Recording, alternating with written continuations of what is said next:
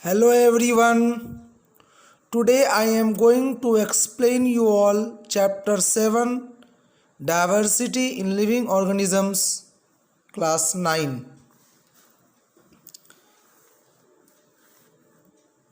What does diversity mean? Diversity means variety and diversity in a living organism means variety in living organisms. That means there are variety of living organisms and we are going to study about that. Let us start the chapter. Have you ever thought of the multitude of life forms that surround us? We have been asked a question that have we ever thought of the variety, so many types of life organisms around us?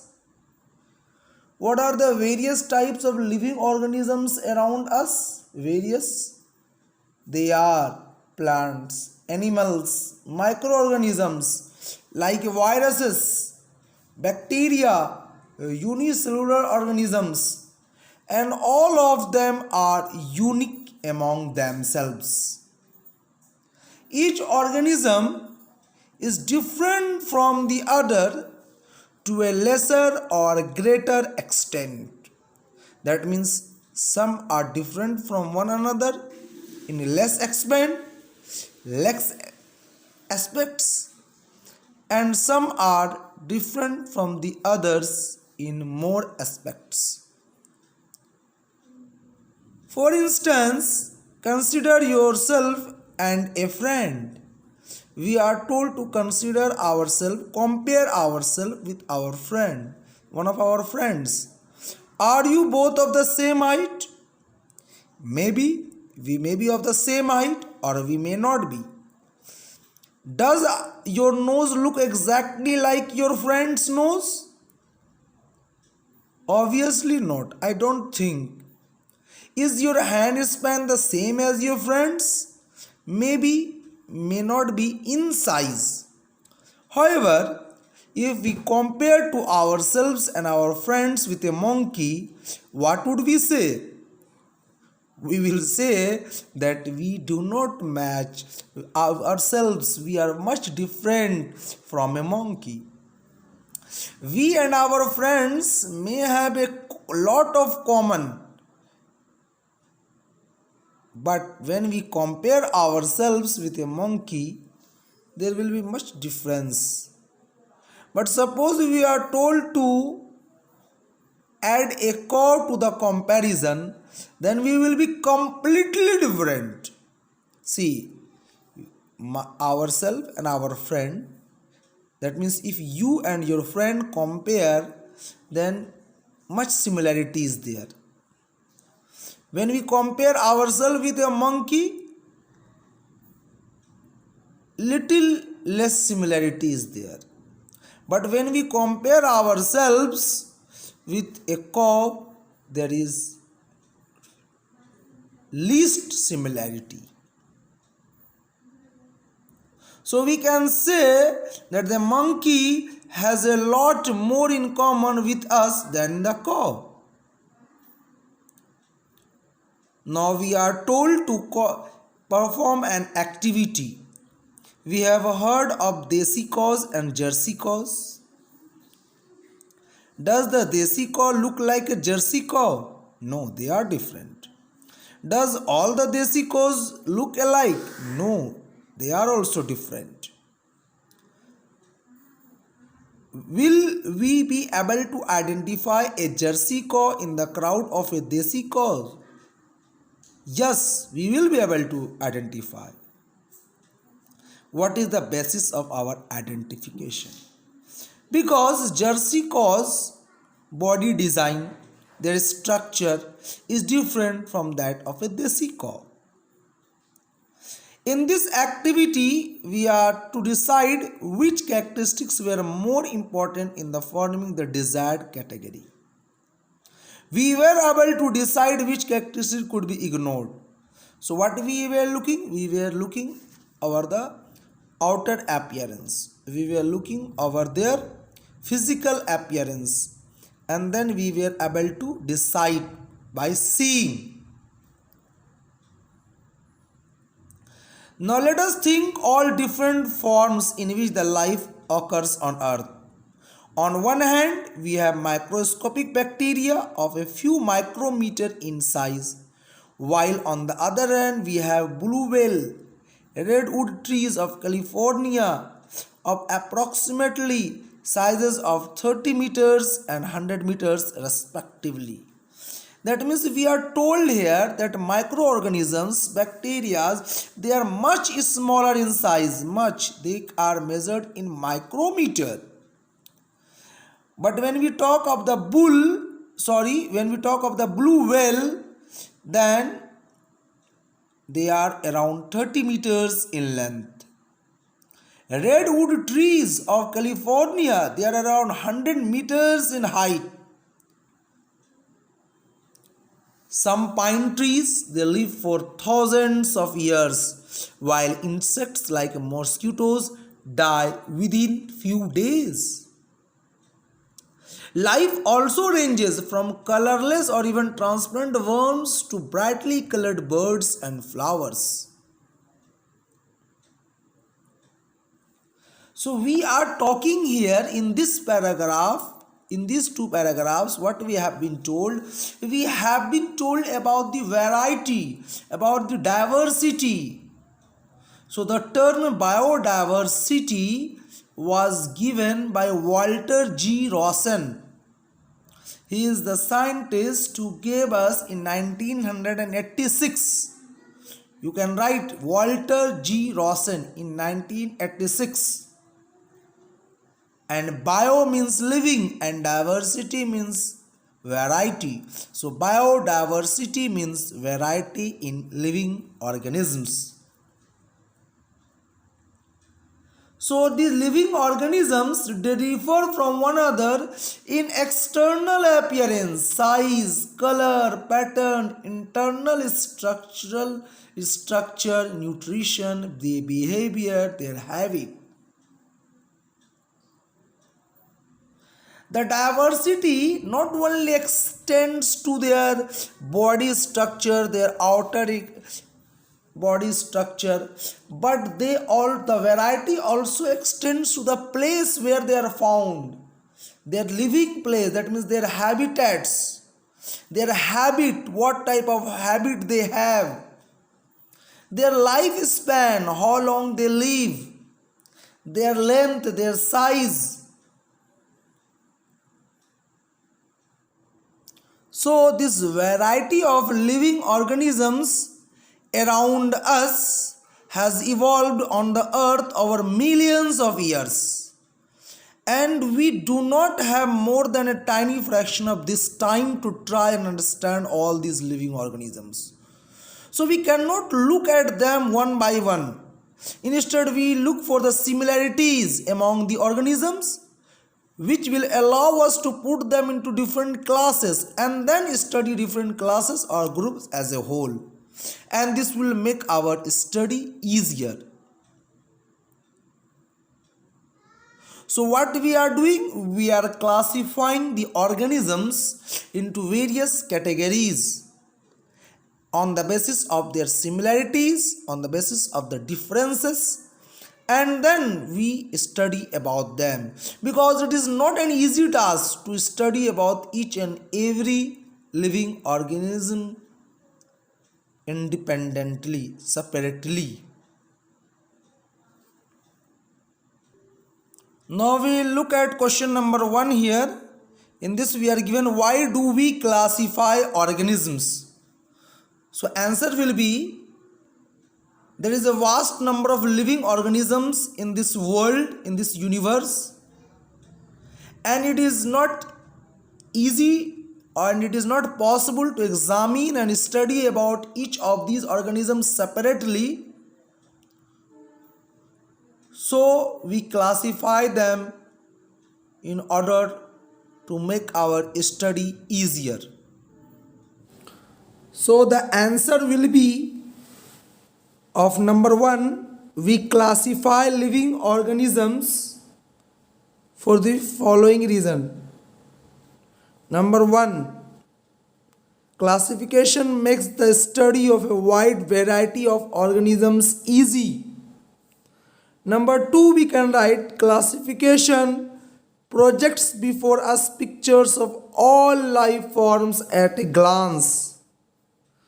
Third point, you can write classification is essential to understand the interrelationships among different group of organisms. Next question is give 3 examples. Question number 2, give 3 examples of range of variations that you see in the life forms around you. 3 examples they are asking us. You write this way answer. The living organisms vary in size from few micrometer to meters in long. Second thing we will see, or second point we will write, the living organisms vary in their lifespan. Third, we can write the living organisms range from colorless to brightly colored birds and flowers. Here these were given, these answers I have told you all on the basis of what has been given here, because here it is told to us about the micrometer size one. Here we have been told about the lifespan, and here we have been told about the different colors. Now next part, what is the basis of classification? Next topic we have, what is the basis of classification? That means on what basis can we classify organisms? So Greek thinker Aristotle classified animals according to whether they lived on land, in water, or in animal. And this is the simplest way of looking at life, we can say. But it is misleading too. How it is misleading? For example, animals that live in the sea includes coral, whales, octopus, starfish, shark. We can immediately see that these are very different from each other in the numerous ways. How? Because they all of them live in water. What we were told? We were told to classify on the basis of where they live, in land or on land, in water or in air. But when we see of the living in water, then what we are seeing, that all these animals, all these organisms, they also differ from one another in number of ways. In fact, habitat is the only point they are in common. Rest all things they are different.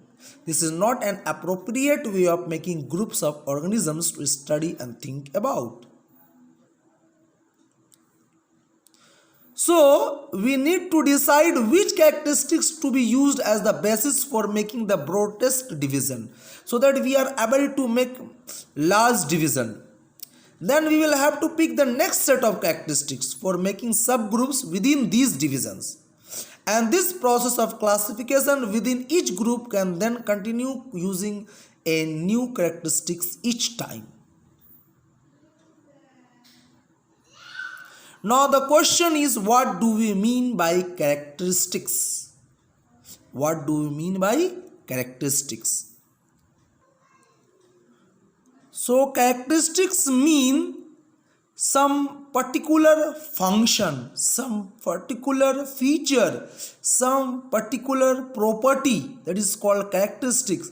In chapter number 1, 2, we have studied about what are the characteristics of solid, what are the characteristics of liquid, gases. So you can understand the meaning of characteristics. So when we are trying to classify a diverse group of organisms, we need to find ways in which some of them are similar enough to be thought of together. That means we have to find out in what ways they are similar to one another. These ways, in fact, are the details of the appearance or behavior, in other words, form and function. That means we want to see the characteristics, which characteristics they are having in common. So what we mean by a characteristic is a particular feature or particular function. So this I have already told you all, that most of us have 5 fingers on each hand is thus a characteristic. That we can run but the banyan tree cannot run is also a characteristic. Now, to understand how characteristics are divided as being more fundamental than others, let us consider how a stone wall is built. So, when we are building a wall, we are using stone or bricks. So, are the bricks exactly of the same size? You must have noticed that if you take the stone, if you take the brick of the same company, suppose you take of KBI, RBI or any brick company you take, are the bricks of the same company of the same size? No. Some may be little bigger, some may be little thicker. Even of the same company, they are not same size exactly. The stones at the top of the wall would not influence the choice of the stone that come below them. On the other hand, the shape and the size of the stone in the lowermost layer will decide the shape and the size of the next layer and so on.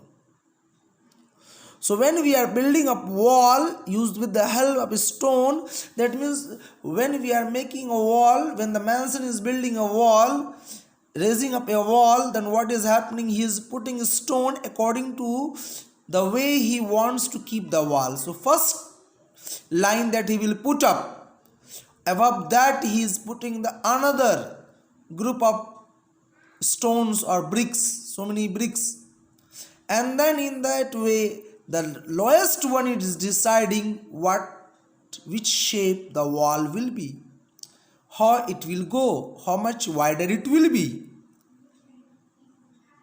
Maybe in afterward it may have a change, some changes may occur. So the stone in the lowermost layer are like the characteristic that decide the broadest division among the living organisms. They are independent of any other characteristic in their effects on the form and the function of the organism. The characteristic in the next level would be dependent on the previous one and would decide the variety in the next level. In this way, we can build up a whole hierarchy of mutually related characteristics to be used for classification.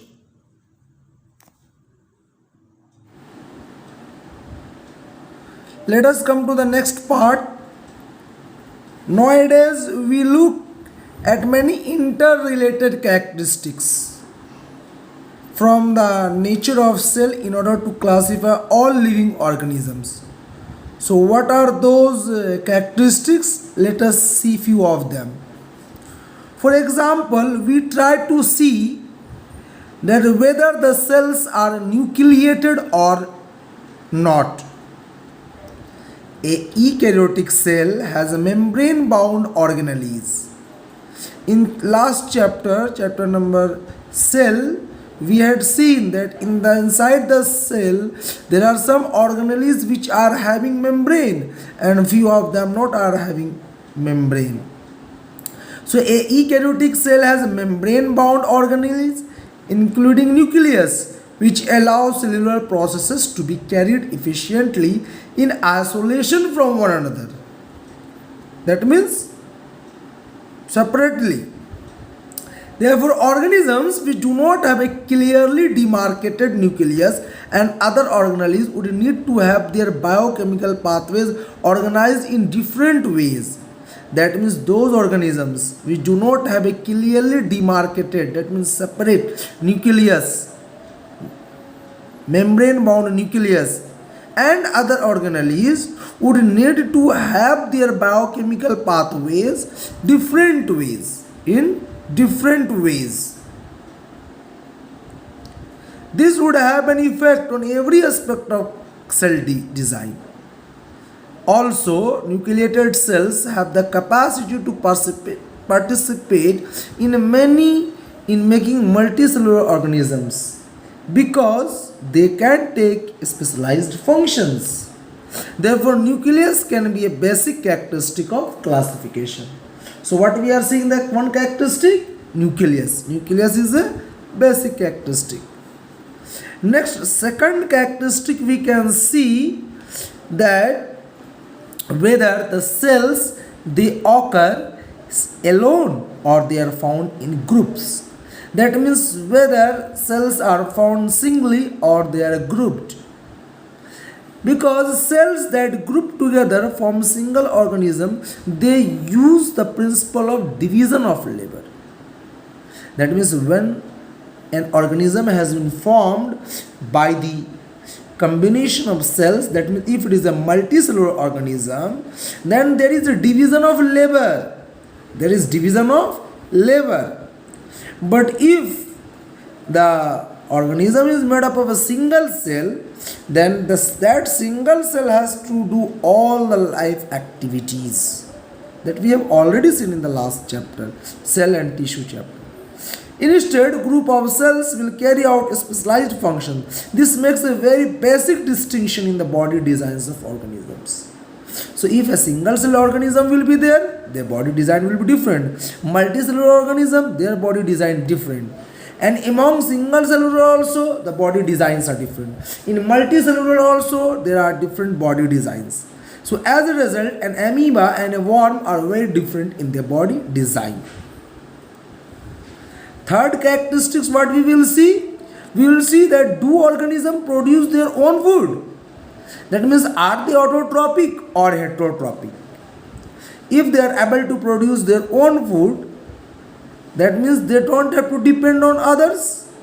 Their lifestyle will be different. Their body design will be different. And if an organism is capable of photosynthesis, they are autotrophic, their body design, their mode of life, their body structures will be different. Next, what we see of the organism that perform photosynthesis, what is the level of organization in the body? That means whether they are herbivores, whether they are herbs, shrubs or plants, trees, no? These all we have to see. And of the animals, how does the individual body develop and organize different parts? What are the specialized organs found for different functions? These are few of the characteristics that we look. We come to the next page. Here we will come. What they have given us? We can see that even these few questions that we have asked, a hierarchy is developing. The characteristics of body design used for classification of plants will be very different from those important for classifying animals. This is why. The question may be why, then the answer is this is because the basic designs are different. The designs of plants are different from the designs of animals. Even plants are of different designs. Animals, among them, there are different designs. Based on the need to make their own food, plants or acquire it, animals. That means plants make their own food and animals they acquire the food. Therefore, these design features having a skeleton, for example, are to be used to make subgroups rather than making broader groups.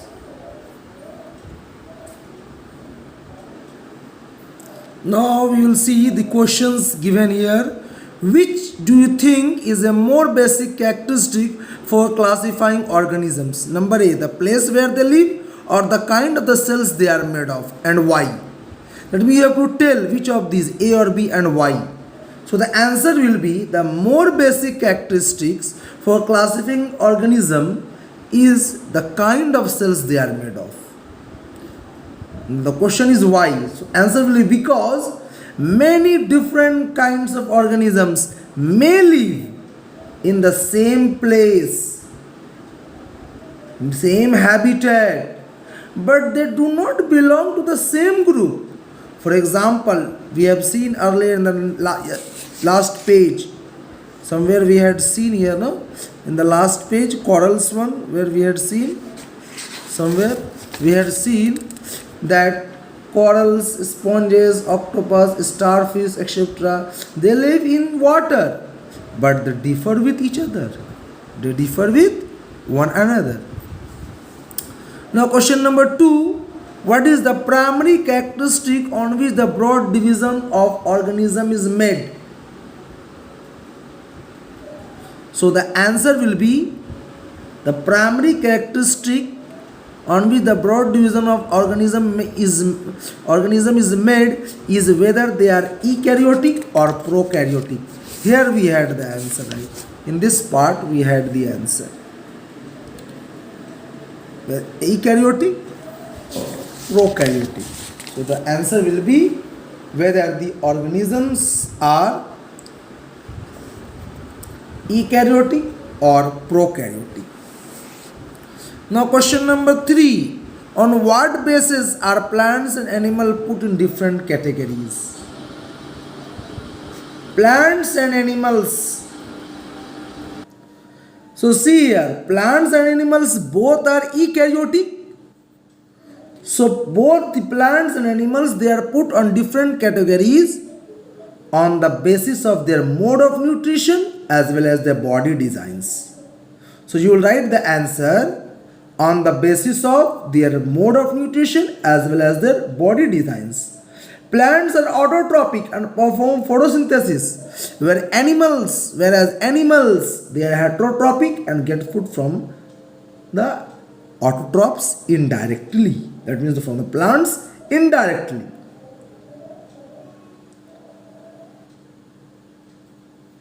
Another point you can write, plant cells have a cell wall of cellulose, whereas animal cells do not have any cell wall. Next part we will continue another day. Thank you.